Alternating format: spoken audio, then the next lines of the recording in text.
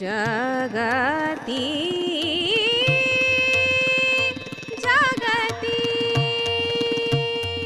ಶ್ರೀಧರ ಸ್ಮರಣಾಮೃತ ಶ್ರೀಧರ ಗಾನಾಮೃತ ಗುರುವಿನ ನಾಮಾಮೃತ ಮಾಡುವ ಬನ್ನಿ.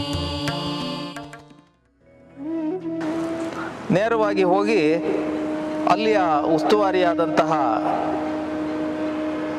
ಮಂತ್ರಿಗಳನ್ನು ದರ್ಶನ ಮಾಡಿದರು, ಕಂಡರು, ಕೇಳಿದ್ರಂತೆ, ನಾನು ಇಲ್ಲಿ ಇರಬೇಕು ಅಂತ ಬಂದವನು, ಹೇಗೆ ಇಲ್ಲಿಯ ವ್ಯವಸ್ಥೆ ಅಂತ. ಆವಾಗ ಅವ್ರು ಹೇಳಿದರು, 3 ದಿನಗಳ ಕಾಲ ಇಲ್ಲಿ ಇರ್ಲಿಕ್ಕಾಗ್ತದೆ, ನಾವೇನು ಕೇಳೋದಿಲ್ಲ, ಹಾಗೆ ಅಂತ 3 ದಿನಗಳ ನಂತರ ಇಲ್ಲಿ ಇರ್ಲಿಕ್ಕೆ ಅವಕಾಶ ಇಲ್ಲ. ನೀವು ಇರ್ತೀರಿ ಅಂತಾದರೂ ನಾವು ಉಳಿಸ್ಕೊಳ್ಳೋದಿಲ್ಲ, ನಿಮ್ಮನ್ನು ಹೊರಗಡೆ ಕರ್ಕೊಂಡೋಗಿ ಬಿಡಬೇಕಾಗ್ತದೆ ಅಂತ ಹೇಳಿದ್ರಂತೆ. ಅಲ್ಲ, ನಾನು ಇರಲೇಬೇಕು ಅಂತ ಬಂದವನಿದ್ದೇನೆ, ನನಗೇನಾದರೂ ದಾರಿ ಉಂಟೋ?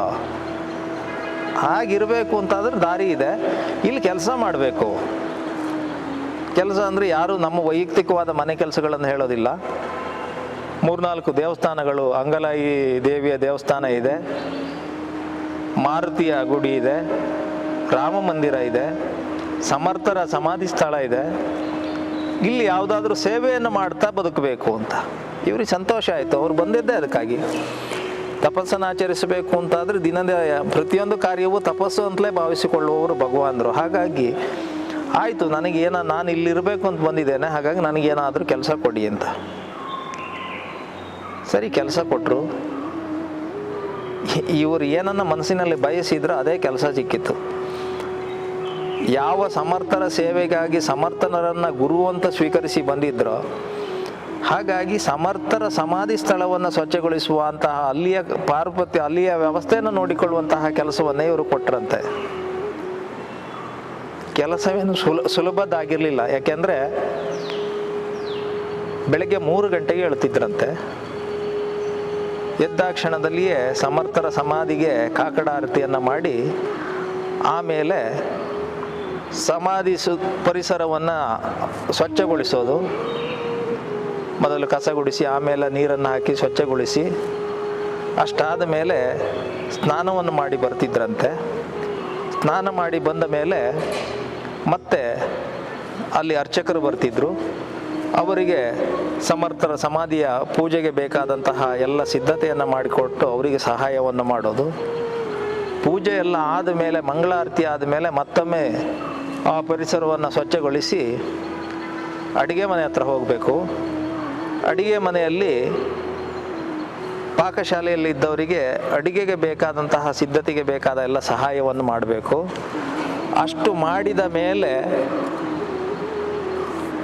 ಬೆಳಗಿನ ಉಪಹಾರ ಏನು ಅಂತ ಕೇಳಿದರೆ ಕಡಲೆಕಾಯಿ ಹಾಗೂ ಅದರ ಜೊತೆಗೆ ಚಹಾ ಸೇವನೆ. ಇವರು ಚಹಾ ಸೇವನೆ ಮಾಡ್ತಿರ್ಲಿಲ್ವಂತೆ, ಬರೀ ನೆಲಗಡಲೆಯನ್ನು ತಿನ್ನೋದು. ಬೆಳಗಿನ ಉಪಹಾರ ಅಂತ ಅಂದರೆ ಅಷ್ಟೇ, ನೆಲಗಡಲೆಯನ್ನು ಮಾತ್ರ ತಿನ್ನೋದು. ಅಷ್ಟಾದ ಮೇಲೆ ಉಪಹಾರ ಮುಗಿಸಿದ ಮೇಲೆ ಮತ್ತೆ ಬೆಳಗಿನ ಪೂಜೆಗೆ ಬೇಕಾದಂತಹ ಎಲ್ಲ ವ್ಯವಸ್ಥೆಗಳು ಸಿದ್ಧತೆಗಳನ್ನು ಮಾಡಬೇಕು. ತುಳಸಿಯನ್ನು ಕೊಯ್ಯೋದು, ಹೂವನ್ನು ಕೊಯ್ಯಲಿಕ್ಕೆ ಬೇರೆ ಕಡೆಗೆ ಹೋಗಬೇಕು. ಅದನ್ನೆಲ್ಲ ಸಂಗ್ರಹಿಸಿ ತಂದು ಪೂಜೆಗೆ ಎಲ್ಲ ಸಿದ್ಧತೆಗಳನ್ನು ಮಾಡಿದ ಮೇಲೆ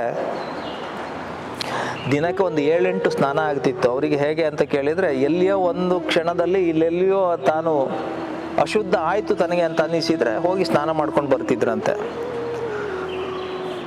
ಸ್ನಾನಕ್ಕೆ ಇಷ್ಟೇ ನಿಬಂಧನೆ, ಇಷ್ಟೇ ಸ್ನಾನ ಆಗಬೇಕು ಅಂತಲ್ಲ. ಇಷ್ಟೆಲ್ಲ ಮುಗಿಸಿದ ಮೇಲೆ ಸ್ನಾನ ಮಾಡಿ ತಮ್ಮದಾದಂತಹ ಅನುಷ್ಠಾನದಲ್ಲಿ ತೊಡಗ್ತಿದ್ರು. 1200 ಗಾಯತ್ರಿ ಜಪ ಮಂತ್ರವನ್ನು ಹೇಳಿದ ಮೇಲೆ ಎಲ್ಲವನ್ನೂ ಮುಗಿಸಿ ಮತ್ತೆ ಮಧ್ಯಾಹ್ನದ ಊಟದ ಸಿದ್ಧತೆ, ಅಡಿಗೆಗೆ ಬೇಕಾದ ಸಹಾಯವನ್ನು ಮಾಡಬೇಕು. ಹಾಗಂತ ಇವರು ಅಷ್ಟು ಸಿದ್ಧತೆಯನ್ನು ಮಾಡಿದ್ರು. ಇವರು ಮಧುಕರಿಯನ್ನೇ ಆಶ್ರಯಿಸ್ತಿದ್ರು. ಗಡದಲ್ಲಿ ಹೋಗಿ ಎಲ್ಲ ಮನೆಗಳಿಗೆ ಹೋಗಿ ಮಧುಕರಿಯನ್ನು ಸಂಗ್ರಹಿಸಿ ಅದನ್ನು ಸ್ವೀಕರಿಸುವ ಬಗ್ಗೆ ಬಹಳ ವಿಶಿಷ್ಟವಾಗಿದ್ದು. ಯಾಕೆಂದರೆ ನಾವು ಯೋಚನೆ ಮಾಡೋದು ಭಿಕ್ಷಾನ್ನವನ್ನು ತಂದು ಹಾಗೆಯೇ ಊಟ ಮಾಡ್ತಾರೆ ಅಂತ. ಆದರೆ ಭಗವಾನ್ ಶ್ರೀಧರರು ಭಿಕ್ಷಾನ್ನವನ್ನು ಸ್ವೀಕರಿಸ್ತಿದ್ದಂತಹ ಬಗ್ಗೆ ಬಹಳ ವಿಶಿಷ್ಟವಾದದ್ದು, ವಿಶೇಷವಾದದ್ದು.